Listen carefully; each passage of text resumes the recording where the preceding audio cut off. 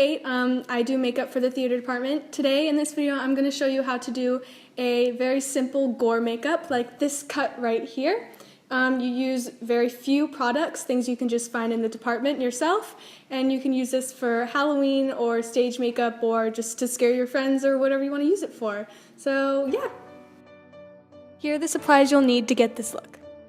Nose and scar wax, Vaseline, optionally, a trauma or bruise wheel, a small makeup brush, fake liquid blood, a dull knife or spoon, and makeup sponges. First things first, take the nose and scar wax and something to scoop it out with, and start scooping out any amount that you think is necessary for the wound that you're going for. To scoop it out, you can either use the back of a makeup brush, your fingers, or anything that you have available to you.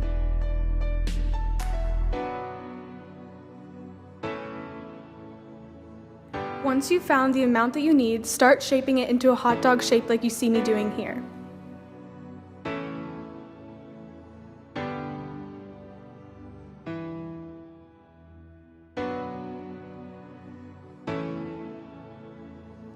Then take the nose and scar wax and spread it out onto the back of your hand or wherever you're working on.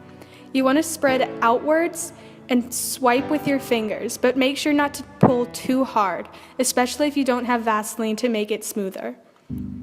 You want to smooth out the edges so that it's nice and clean and looks more realistic. Also, if you feel you have too much, don't be afraid to take some off.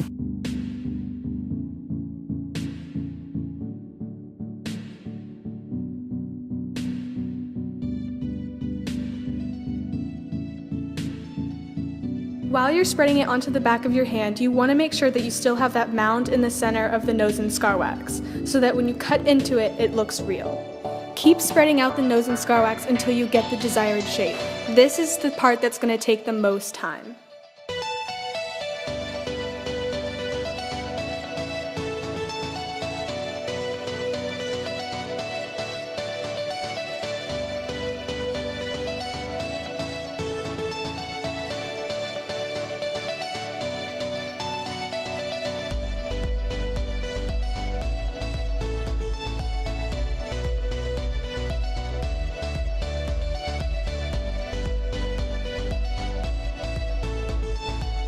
Next, what you want to do is take your dull knife or spoon or whatever material that you have and cut in the center of the wound to make it look like a realistic cut.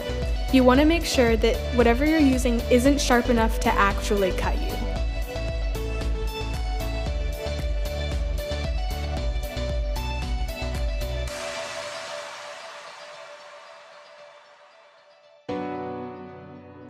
Here's an example of how it should look at this point.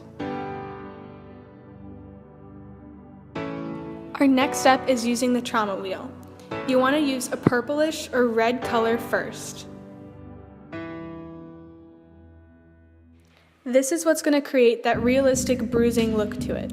You can either use your fingers like I'm doing here, or a makeup sponge like I'll show you in a second.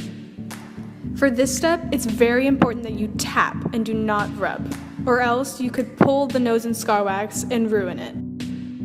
Here I'm using a makeup sponge and tapping on the color very lightly. You don't want to make this super symmetrical or solid color so that it looks realistic. You want to focus the majority of the color towards the actual cut itself. Also, if your nose and scar wax has really bad edges, you can actually use the color to cover that up.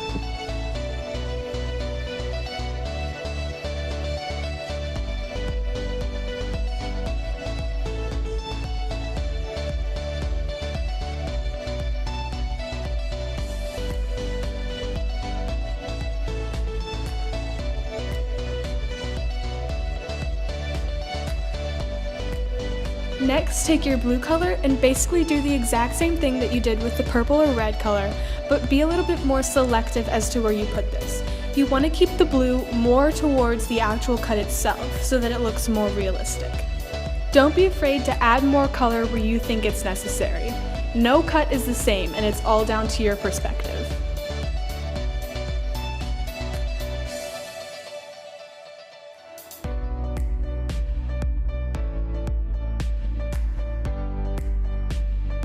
In the classroom, the teacher will be providing the blood for you, but if you're doing this at home, remember to keep the blood inside of the cut mainly and in the surrounding areas to create that real effect.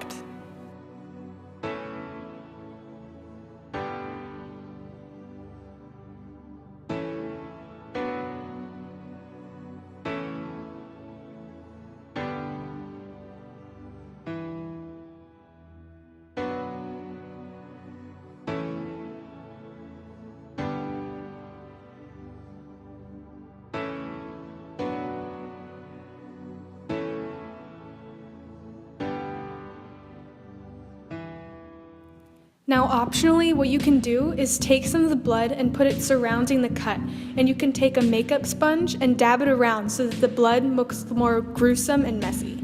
Just keep touching it up until you think you've found your desired look.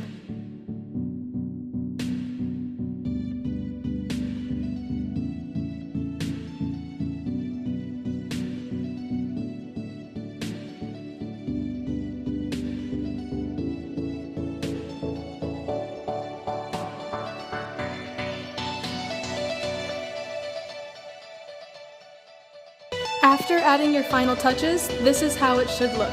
Just remember that nobody's makeup is going to look exactly the same, just like how nobody's cuts look exactly the same. Alright, that's it for this makeup. You can use this for Halloween or stage makeup or to scare your friends or whatever you want. Thanks for watching.